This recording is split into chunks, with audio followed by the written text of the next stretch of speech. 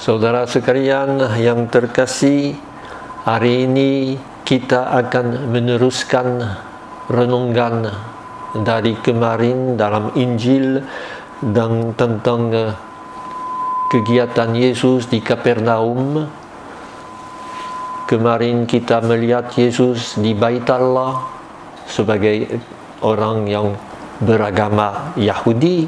Dia ikut dengan setia di rumah ibadat sinagoga pada hari Sabtu, dan sesudah ibadat itu seperti biasa dia ikut dengan kawan-kawan untuk bergembira di rumah Petrus, Simon Petrus.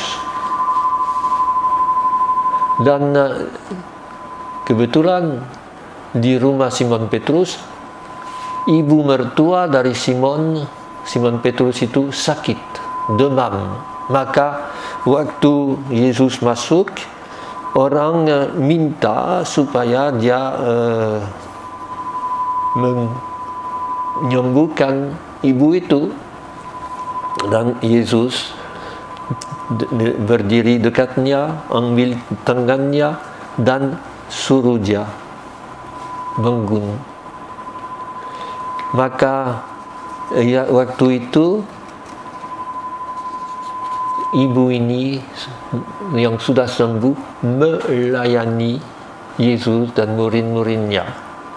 Dalam Injil Lukas, dalam Injil Matius dikatakan ibu itu melayani Yesus.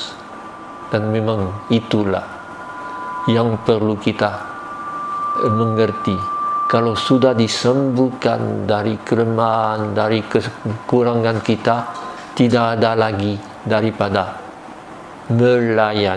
melayani Yesus dalam diri orang-orang yang perlu dilayani, terutama orang miskin.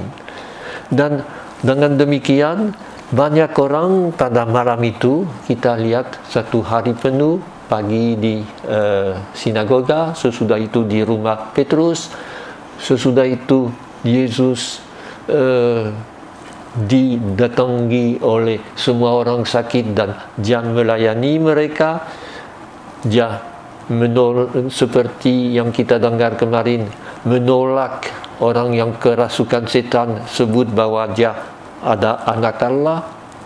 Terlalu dini, belum saatnya. Dan akhirnya juga yang menarik, sesudah satu hari penuh dengan kegiatan, Yesus menyendiri untuk berdoa. Ini yang suatu program. Kalau kita disuruh buat begitu, bukan sesuatu yang kebetulan, tetapi meniru Yesus, melayani sesama, dan kalau sudah selesai mau mencari lagi hubungan mesra dengan Allah, berdoa.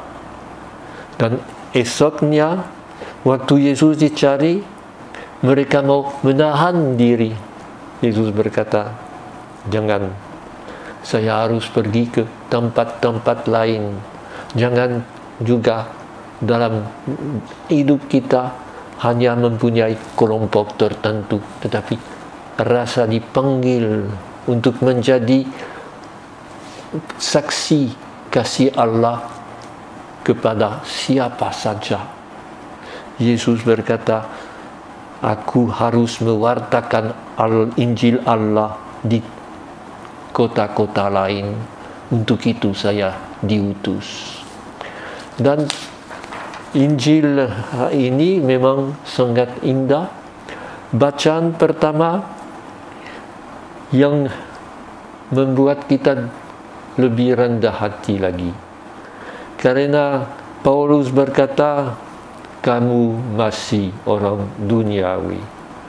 Aku tidak bisa memberi kepada kamu yang seperti daging, tetapi masih harus memberi kepada kamu susu seperti anak kecil. Menyadari bahwa iman kita masih harus berkembang untuk menjadi dewasa dalam Kristus. Jangan kira sudah sampai, sudah terjadi. Dan dalam hal ini menghindari berkata, oh saya ikut Romo ini atau ikut orang itu. Paulus berkata, ada yang berkata, saya ikut Apolos, saya ikut Paulus, saya ikut Petrus. Jangan katanya, kita ikut Kristus.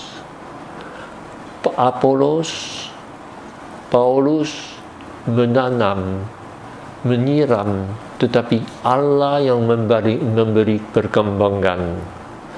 Ini juga dalam tugas kita sebagai saksi Kristus, entah kita imam, sister, bruder atau biarawan atau orang awam, kita semua diutus untuk mewartakan kabar baik, tetapi sadar bahwa bukan kita yang bisa membuat iman berkembang, tetapi kita hanya menanam, menyiram, tetapi Allah lah yang memberi perkembangan yang sampai bisa menjadi pohon, bisa menjadi hal yang berbuah. Kita hanya kawan sekerja, kata Paulus tentang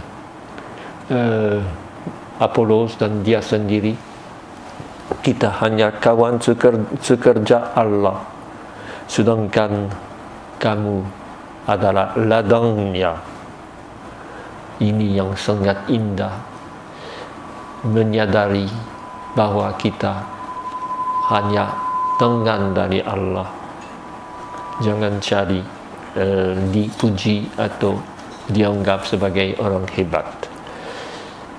Semua bacaan-bacaan dari Korintus yang sejak 2-3 hari kita baca dan akan teruskan, menyadarkan kita bahwa karya mewartakan kabar baik adalah karya yang menuntut rendah hati, dan menyadari bahwa kita menghadapi umat yang masih dalam perkembangan imannya, yang memerlukan susu, kata